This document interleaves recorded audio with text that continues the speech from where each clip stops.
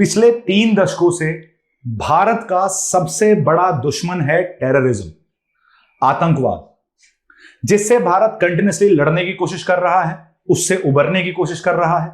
लेकिन हमारा एक पड़ोसी देश है पाकिस्तान, जिसने क्रॉस बॉर्डर टेररिज्म को अपनी सेंट्रल स्ट्रेटेजी बना रखा है इंडिया को काउंटर करने के लिए। 1990 के दशक के बाद से ही जब पाकिस्तान को यह रियलाइज हो गया कि उसका भारत से कन्वेंशनल वॉर में जीत पाना ऑलमोस्ट इम्पॉसिबल है, तो उन्होंने एक नॉन स्टेट एक्टर्स को सपोर्ट देना स्टार्ट किया और अपना क्रॉस बॉर्डर टेररिज्म का जो रास्ता था वो पकड़ा और इवेंचुअली इंडिया के अंदर डिस्टर्बेंसेस क्रिएट करने शुरू किए। इसमें एक बहुत इंपॉर्टेंट प्रोजेक्ट आ जाता है जिसे हम बोलते हैं कराची प्रोजेक्ट, जो आईएसआई द्वारा रन किया गया। आज इस वीडियो के अंदर हम rise of terrorism in Pakistan, किस तरीके से पाकिस्तान के अंदर टेररिज्म राइज होता हुआ दिखता है, एंटी इंडियन टेररिज्म, और साथ के साथ इस कराची प्रोजेक्ट ये एक्चुअली है कि और किस तरीके से भारत को ये नुकसान पहुंचा रहा है या नुकसान पहुंचा रहा था, उसके बारे में भी हम डिस्कस करने वाले हैं। और टेररिज्म को काउंटर करने के लिए भारत ने क्या क्या स्टेप्स लिए हैं उसको भी इस वीडियो के अंदर डिस्कस करेंगे। इससे पहले कि हम वीडियो के बारे में डिस्कस करें, आपके लिए खुशखबरी है। दिवाली के पावन अवसर पर आपके लिए चहल एकेडमी एक खुशखबरी लेकर आई है, जिसमें उसमें आपको लाइव ऑनलाइन कोर्सेज आपको मिल रहे हैं डिस्काउंटेड प्राइस पर मात्र 49,999 रुपीज में, और जो रिकॉर्डेड लेक्चर्स हैं वो मिल रहे हैं मात्र 19,999 रुपीज में। बस आपको एक कोड यूज करना है, दैट इज दिवाली, जिससे आप अपने घर बैठे एक कंफर्टेबल माहौल में अपने सिविल सर्विसेज के सपने को पूरा कर सकें, हमें भी अपने सपने के साथ जोड़े, because your success is our responsibility. चलिए वीडियो के साथ शुरू करते हैं। समझने की जरूरत है राइज ऑफ टेररिज्म हुआ कैसे। 1987 में एक इलेक्शन हुए जिसके बाद से आपने जेकेएलएफ का राइज देखा। लेट 1980s में आपने Jammu and Kashmir liberation front का राइज होते हुए देखा, जहां इंसर्जेंट्स को ट्रेनिंग प्रोवाइड की जा रही थी पाक ऑक्यूपाइड कश्मीर के अंदर, और उन्हें पुश किया जा रहा था इनटू द इंडियन कश्मीर, जिससे वो यहां के डिस्टर्बेंस क्रिएट कर सकें। कश्मीरी जेनोसाइड, कश्मीरी एक्सोडस भी आपको सेम टाइम पीरियड में होता हुआ दिखता है। यासीन मलिक, बिट्टा कराटे जैसे लोग आपको पिक्चर में आते हुए दिखते हैं।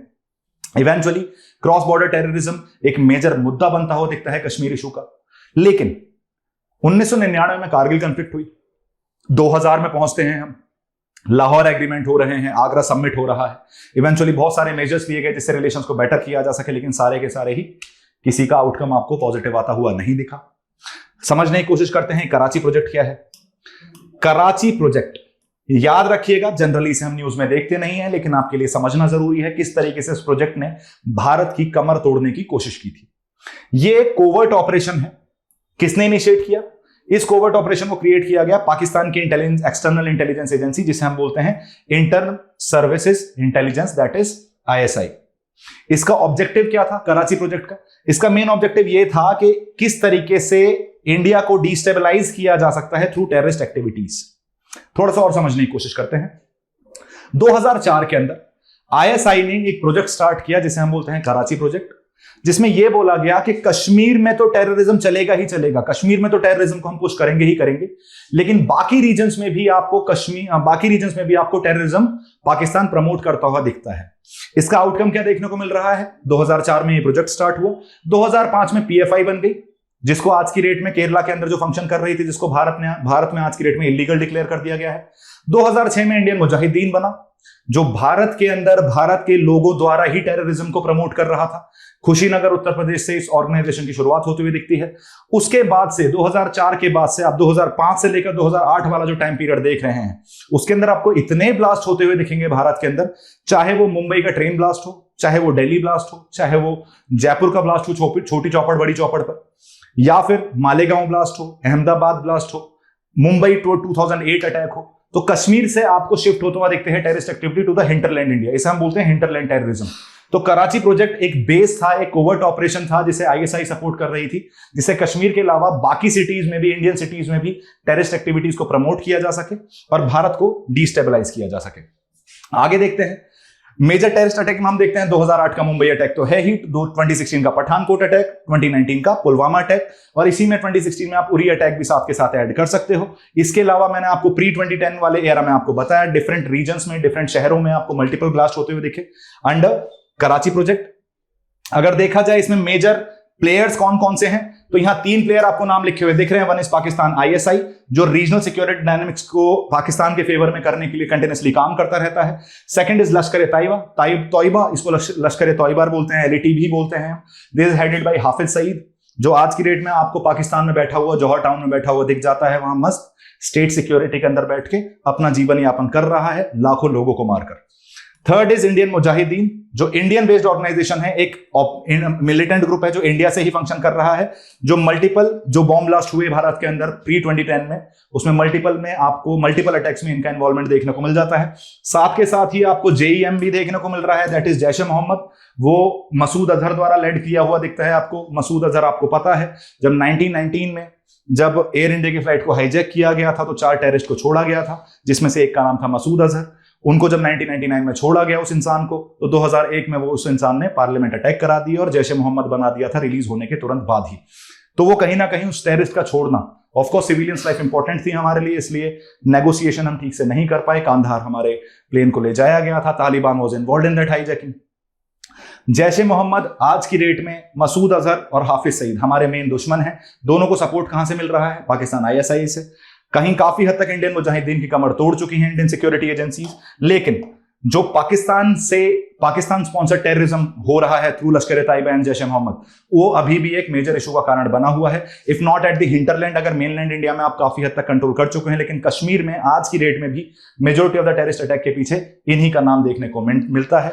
इसके अलावा इंडियन मुजाहिदीन जो है आपको कश्मीर में भी फंक्शन करता हुआ दिख जाता है, बहुत मेजोरिटी ऑफ द अटैक्स आपको इंडियन मुजाहिदीन कंडक्ट कराता हुआ दिखता है। 2008 के मुंबई अटैक के बारे में बात करते हैं। 26 नवंबर 2008 एक काला दिन, जिस दिन आपको मुंबई के ऊपर अटैक होता हुआ दिखा। अटैकर्स ने को आइडेंटिफाई किया गया कि वो कहां से बिलोंग कर रहे हैं, लश्कर तैयबा से बिलोंग कर रहे हैं। तो काफी हद तक this was a attack planned and sponsored by Hafiz Saeed. 166 people ने अपनी जान दी, उनको जान गंवानी पड़ी इस भयानक अटैक के बावजूद। 300 लोग लगभग इंजर्ड होते हुए दिखते हैं। इंपैक्ट देखने को मिल रहा है। उसके बाद से इंडिया का जो टेररिज्म पर्सपेक्टिव है, जो ग्लोबल लेवल पे टेररिज्म पर्सपेक्टिव है, उसको एंटी टेररिस्ट पर्सपेक्टिव को काफी इंप्रूव किया गया। उसके बारे में काफी बातचीत होनी शुरू हुई, क्योंकि भारत के इतिहास में ये सबसे बड़ा टेररिस्ट अटैक माना गया है, जिसे हम मुंबई अटैक के नाम से जानते हैं। 2016 में पठानकोट अटैक हो रहा है। पठानकोट अटैक को आपको पता है, the date was 2 January 2016। People were just getting into the year of 2016, लेकिन उससे पहले हमारे सोल्जर्स को वीर गति को प्राप्त होना पड़ा। अटैक में 7 सिक्योरिटी पर्सनल्स को अपनी जान गंवानी पड़ी और लगभग 22 सिक्योरिटी पर्सनल्स इंजर्ड होते हुए दिखते हैं। इसमें जो जिम्मेदारी ली वो ली जैश ए मोहम्मद ने, मतलब दैट वाज हाफिज सईद। 2008 ये जो आपको पठानकोट अटैक दिख रहा है, this was sponsored by Masood Azhar. Impact इसकी वजह से डिप्लोमेटिक टेंशंस बढ़ते हुए दिखते हैं इंडिया और पाकिस्तान के बीच में। सेम टाइम पे आपको उरी अटैक भी होता हुआ दिखता है, जिसके काउंटर में भारत ने सर्जिकल स्ट्राइक की और वहां का जो बेस था जहां से वो उरी अटैक कराया गया था, उन बेसिस को तबाह कर दिया। पुलवामा अटैक आपको 2019 में होता हुआ दिखता है। This occurred in 2019। जब देखा जा रहा, date was 14 February. People were celebrating basically Valentine's day, लेकिन आज की डेट में इंडियंस के लिए वो एक मार्टियर्स डे बन चुका है, क्योंकि हमारे वीरों ने उस दिन अपनी जान गंवाई है। पुलवामा में आपको पता है ये अटैक भी जैश ए मोहम्मद ने ही कंडक्ट कराया था। लगभग 40 पर्सनल सीआरपीएफ के आपको अपनी जान गंवाते हुए दिखते हैं, वीर गति को प्राप्त होते हुए दिखते हैं। और इसका एक सिग्निफिकेंट इंपैक्ट ये हुआ कि एक तो भारत ने अपने डिप्लोमेटिक रिलेशंस पाकिस्तान के साथ खत्म कर दिए, अपने इंडियन हाई कमिश्नर को पाकिस्तान इस्लामाबाद से वापस बुला लिया, साथ के साथ बालाकोट स्ट्राइक करी, जो ये दिखाता है कहीं ना कहीं उरी की सर्जिकल स्ट्राइक्स उसके काउंटर में और साथ के साथ बालाकोट स्ट्राइक, ये दिखाता है कैसे भारत डिफेंसिव ऑफेंसिव डिफेंस की तरफ मूव कर रहा है अपनी स्ट्रेटेजी को लेकर, जब सिक्योरिटी की बात आती है। आगे बढ़ते हैं। आईएसआई मेजर रोल प्ले करता है इसके अंदर। एंटी इंडियन एक्टिविटीज जहां होती हुई आपको दिखेगी, वहां आईएसआई आपको पिक्चर में आता हुआ दिख जाएगा। इनकी बहुत पहले से, सिंस द टाइम जब से बांग्लादेश लिबरेट हुआ है, तब से एक आइडियोलॉजी पे फंक्शन करता है पाकिस्तान और आईएसआई, और जिसे हम बोलते हैं ब्लीड इंडिया विद 1000 कट्स। और आईएसआई को ये मान के चलिए सबसे पावरफुल इंस्टीट्यूशन पाकिस्तान के अंदर आईएसआई है। पीएम से ज्यादा पावरफुल, मिलिट्री से ज्यादा पावरफुल आपको आईएसआई देखने को मिलता है पाकिस्तान में। अगर ये किस तरीके से रोल प्ले करता है, क्या क्या काम है इसके, सबसे पहले ये ट्रेनिंग प्रोवाइड करता है और फंडिंग प्रोवाइड करता है डिफरेंट टेररिस्ट ग्रुप्स को।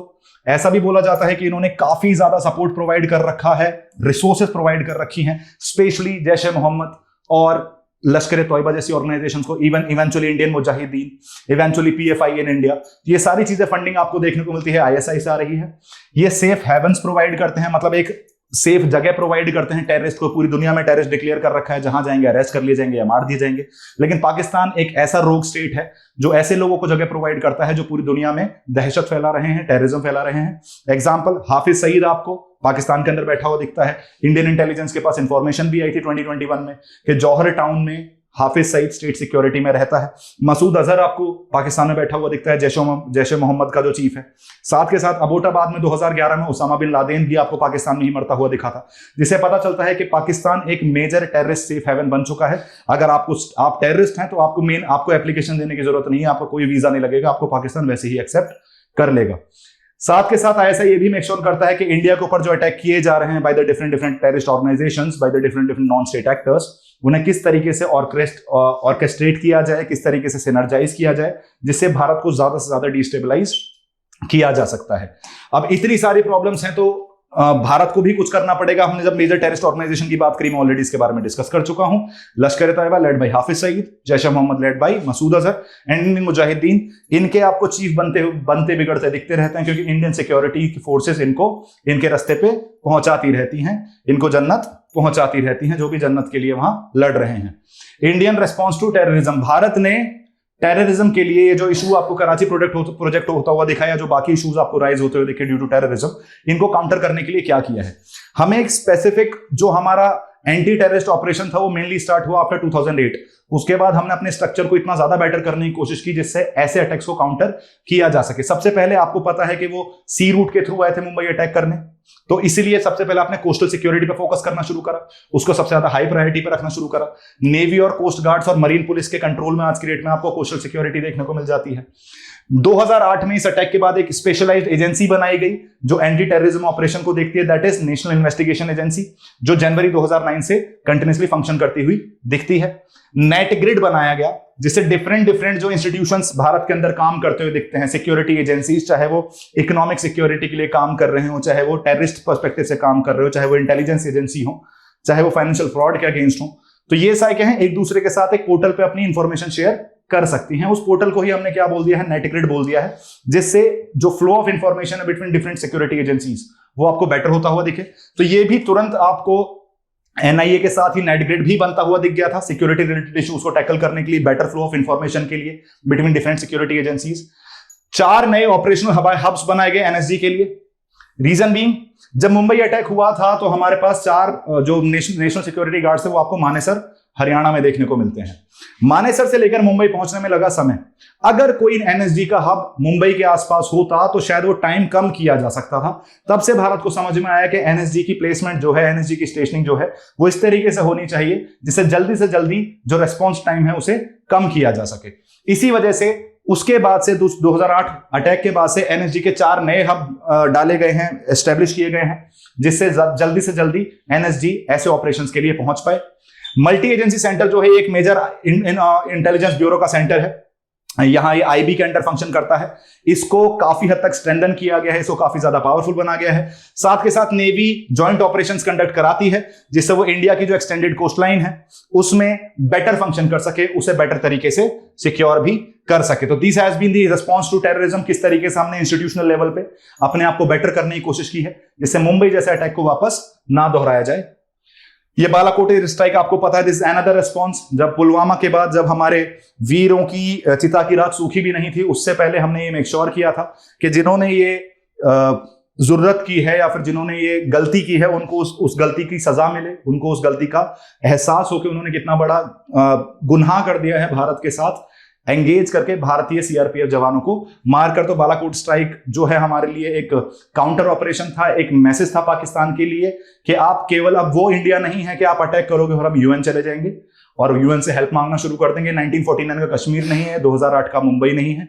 अब ये एक नया भारत है जिसको जो अपनी एक ग्लोबल प्रेजेंस बनाने की कोशिश कर रहा है। तो ऐसे अटैक्स और नहीं झेले जा सकते, इसलिए आपको ऐसे अटैक्स देखने को मिल रहे हैं, बालाकोट स्ट्राइक जैसे। एंटी टेररिस्ट ऑपरेशंस आपको कंटिन्यूअसली जेएनके में देखने को मिल जाते हैं, जो चुन चुन के वहां जो किसी भी तरीके से दहशतगर्दी फैलाने की कोशिश कर रहे हैं या दहशत फैलाने की कोशिश कर रहे हैं, सारे दहशतगर्दों को, सारे मिलिटेंट्स को चुन चुन के मारा जा रहा है थ्रू दीज ऑपरेशंस, जिससे पीस मेंटेन किया जा सके जम्मू एंड कश्मीर में। अगर वे फॉरवर्ड देखा जाए, what should be done better, और आगे क्या किया जा सकता है? सबसे पहले जैसा मैंने बोला, terrorism is a major threat. और अगर आप मॉडर्न पर्सपेक्टिव से देखें, जो टेररिस्ट की मेथोडोलॉजीज हैं, जो आज की डेट में ग्लोबलाइजेशन देखने को मिलता है टेररिज्म का, तो टेररिज्म का थ्रेट भी और ज्यादा बढ़ता हुआ दिखता है, क्योंकि आप ये नहीं बोल सकते केवल पाकिस्तान से ही वो प्रोपोगेट होता हुआ दिखेगा। इवेंचुअली आपको ये भी देखने को मिल रहा है, नेपाल के साथ हमारा पोरस बॉर्डर है, नेशनल ट्रीटमेंट देते हैं, तो वहां से भी आपको टेररिज्म इनपुट बेसिकली इंट्रूड करते हुए दिखते थे। तो आपको चौकन्ना रहना है, इमर्जिंग टेक्नोलॉजीज के राइज के साथ साथ आपको अपना प्रोटेक्शन, जो अपना डिफेंस है, वो भी इंप्रूव करना है। जो ऑटोमेटिक आइडेंटिफिकेशन सिस्टम है फिशिंग बोट्स के साथ, उनको इंपोज करना चाहिए, जिससे मरीन सिक्योरिटी को इंप्रूव किया जा सके, जिससे आइडेंटिफिकेशन में कोई चूक ना हो। जितने भी कोस्टल स्टेट्स हैं, उन्हें अपनी मरीन पुलिस को सफिशिएंटली ट्रेन करना चाहिए, किस तरीके से ऐसा अटैक्स को रोका जा सकता है। साथ के साथ एयर और कोस्टल सी पेट्रोल्स को और ज्यादा प्रमोट करना चाहिए, रेगुलरली कंडक्ट कराना चाहिए। और जितने भी चेक पॉइंट्स आपको देखने को मिल रहे हैं सी पॉइंट्स पे या पैरामीटर फेंसिंग में, उन्हें आसानी से सैनिटाइज इन द सेंस के देखना चाहिए कि वहां कौन कौन फंक्शन कर रहा है, किसी भी तरीके से कोई थ्रेट तो नहीं है। तो along with those institutional measures, along with those intelligence operations में जो betterment हुआ है, along with the improvement in the information flow among the intelligence agencies, आप इन सब चीजों को पे फोकस करके टेररिज्म को बेटर टैकल कर सकते हो। और जनरली जैसे अटल बिहारी वाजपेयी बोल के गए हैं कि you can change your friends but you can not change your neighbours. But आपको यह भी समझने की जरूरत है, अगर नेबर खराब हो तो उससे रिश्ता तोड़ना बेटर होता है अपनी प्रॉब्लम्स बढ़ाने की जगह। और काफी हद तक पिछले 9 सालों से हम इसी पॉलिसी पर रन करते हुए आ रहे हैं, क्योंकि टेररिज्म और पीस की बातें, टेररिज्म और शांति की बातें एक साथ नहीं हो सकती। आप शांति की बात गोलियों की आवाज में नहीं कर सकते, ये पाकिस्तान को भी समझने की जरूरत है। और रीजनल स्टेबिलिटी के लिए दोनों देशों को साथ आने की भी जरूरत है। लेकिन जब तक ये क्रॉस बॉर्डर टेररिज्म चलता रहेगा, तो भारत का पाकिस्तान के साथ एसोसिएट करना, कोऑर्डिनेट करना, कोऑपरेट करना एक डिफिकल्टी बना रहेगा। This was all from my end. Follow our YouTube channel for such informative information. Thank you so much guys and have a good day.